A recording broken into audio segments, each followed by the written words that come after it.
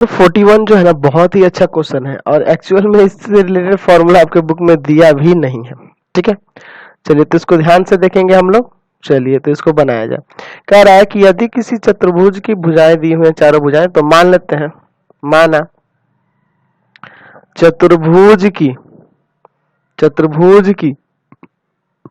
भुजाएं क्रमशः ए बराबर 3 सेंटीमीटर, बी बराबर 4 सेंटीमीटर, अच्छा सी बराबर क्या हो जाएगा 5 सेंटीमीटर और डी बराबर 6 सेंटीमीटर है।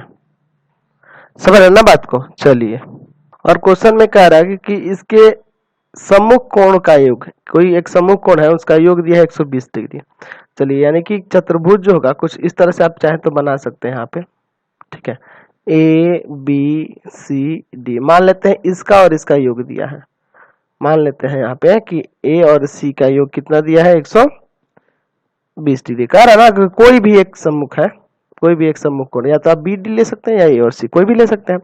चलिए, तो यहाँ से इसका क्षेत्रफल निकालना है कि 3√3 सेंटीमीटर स्क्वायर हो जाएगा। तो चलिए इसको ध्यान से देखेंगे। सबसे पहले यहाँ भी जैसे त्रिभुज में क्षेत्रफल निकालते हैं ना, उसी तरह से यहाँ अर्ध परिमाप पहले आप निकालिए। अर्ध परिमाप यानी कि आपसे हम किसकी बात कर रहे हैं, एस के बारे में बात कर रहे हैं। तो यहाँ भी हो जाएगा A plus B plus C plus D और बटा में 2, चारों हो जाए तो चारों को जोड़ के 2 से भाग करेंगे। ठीक है, यानी ए का वैल्यू है 3, बी है 4, सी है 5 और डी है 6 और बटा में 2। क्लियर है इतना। अब देखिए इसको जोड़िएगा तो 18 आ जाएगा, 18 बटा 2 कट जाएगा 9 सेंटीमीटर आ गया। चलिए, अब आपको इसका फॉर्मूला बताते हैं। चतुर्भुज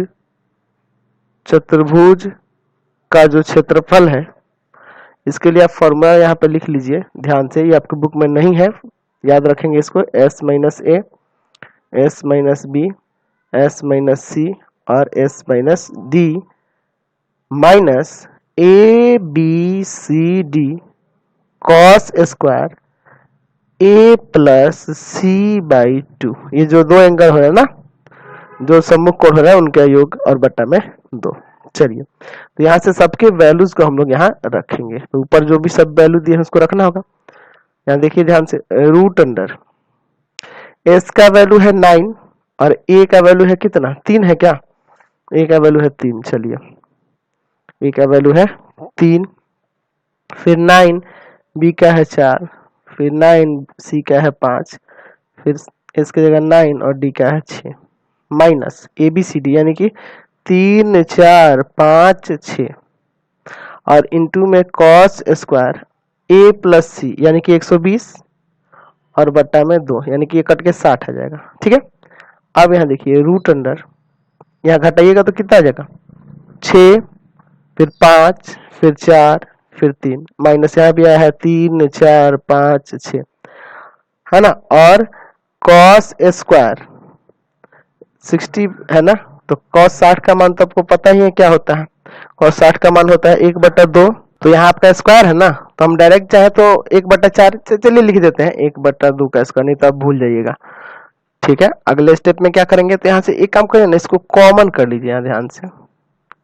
देखिए यहाँ पे 3 4 5 6 दोनों जगह है ना, 3 4 5 और 6 कॉमन कर लेंगे तो यहाँ बच जाएगा 1 और माइनस, यहाँ देखिए इसको 1/4 लिख सकते हैं ना, समझ गए ना। चलिए, अब इसके बाद यहाँ पेयर बना सकते हैं, इसको तो पहले घटा लेंगे लेकिन पहले इसको पेयर यहाँ बना लेते हैं। 3 और 4 को 2 गुना 2 कर देते हैं। ठीक है, 5 और 6 को 3 गुना 2 कर सकते हैं। चलिए, अब यहाँ ध्यान से देखिए, यहाँ जब एलसीएम लेके घटाइएगा तो यहाँ 4 आएगा, 4 में से गया 3 और बट्टा में 4, तो इसे तो काट ही दीजिए यहाँ से, फिर इस 2 से ये 2 कट गया। अब क्या यहाँ पे अंदर है, तो यहाँ देखिए 3 3 का एक पेयर बन गया, 3 को बाहर निकाल लीजिए, अंदर बच जाएगा आपका एगो 2 एगो 5 एगो 3, तो 5 या 15 15 दूना 30 यानी कि 3√30 सेंटीमीटर स्क्वायर आ गया। तो ये फॉर्मूला इसका एरिया का याद रखेंगे आप लोग, बहुत काम आएगा आपके। ठीक है, चलिए एक और